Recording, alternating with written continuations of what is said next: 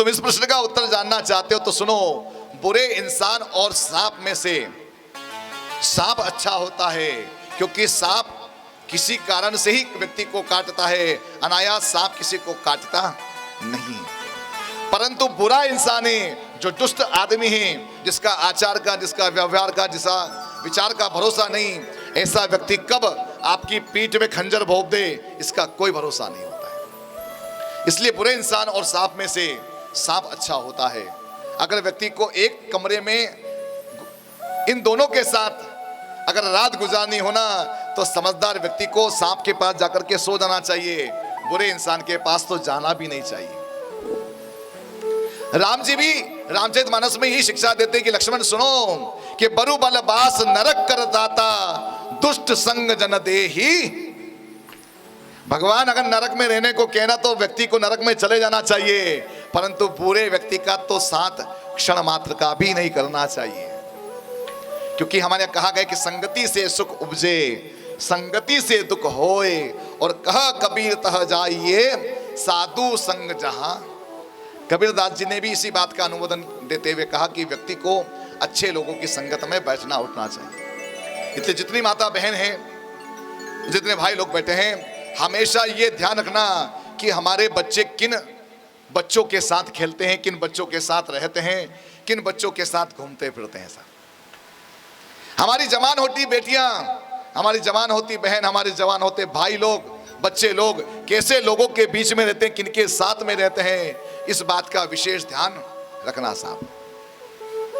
और हम लोग हम चाहते हैं कि हम इतना कमाए, इतना कमाए, इतना कमाए कि हमारी आने वाली पीढ़ी, हमारे बच्चे, हमारे पोते और उनके भी पोते बैठे बैठे खाए। हम सब संपत्ति तो देकर के जाते हैं, परंतु संपत्ति के साथ साथ अपने बच्चों को संस्कार भी देकर के जाना साहब। क्योंकि अगर आपने संपत्ति का ढेर कर करके उन्हें दे दिया और संस्कार ना दिए ना, तो वो सारी संपत्ति को, और मेरा निवेदन है जितने यहां कथा सुन रहे हैं, 3 चीज अपने बच्चों को जरूर देकर के जाना। जितने भी अथर्व टीवी चैनल से इस कथा का सीधा प्रसारण सुन रहे हैं, उनसे भी निवेदन है कि अपने बच्चों को 3 चीज अवश्य लेकर के जाना। संपत्ति तो देकर के जाना ही जाना, संपत्ति के साथ साथ बच्चों को संस्कार भी देकर के जाना, और संपत्ति और संस्कार के साथ साथ आने वाली पीढ़ी के लिए सुरक्षा भी देकर के जाना साहब।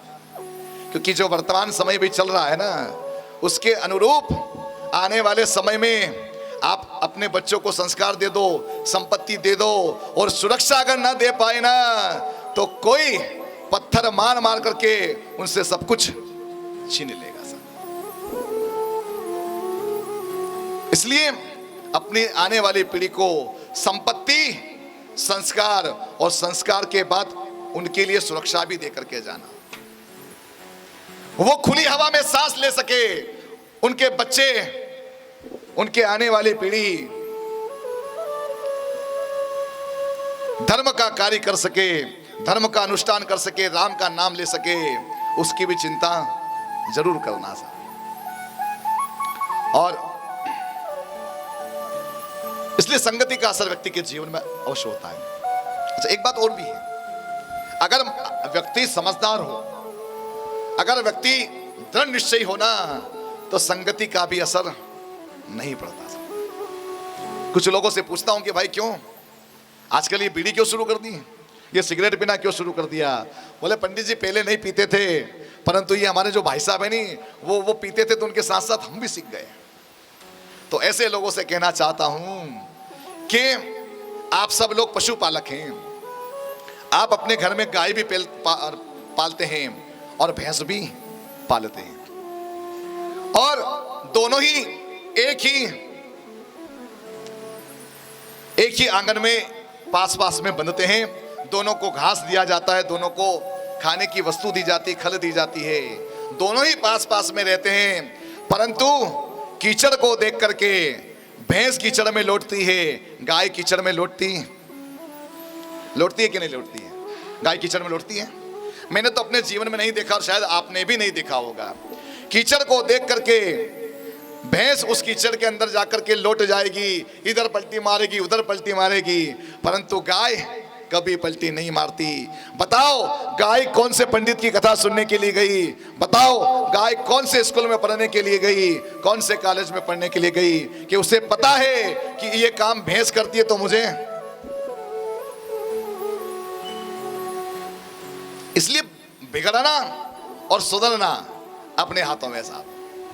दृढ़ निश्चय हो जाइए कि हमें ये बुरा काम नहीं करना तो नहीं करना, तुझे करना तो कर। इसलिए संगति से सुख उपजे संगति से दुख होय, कह कबीर तह जाइए साधु संग होय। आइए भगवान के चरणों में वंदन करते हुए, भगवान ने भी हमें बहुत सुंदर सा सत्संग का मौका दिया है।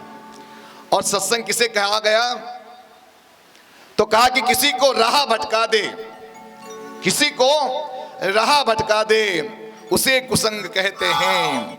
हजार घर को जो करे बर्बाद उसे जंग कहते हैं। और मिटा करके सब बुराई को जो बहा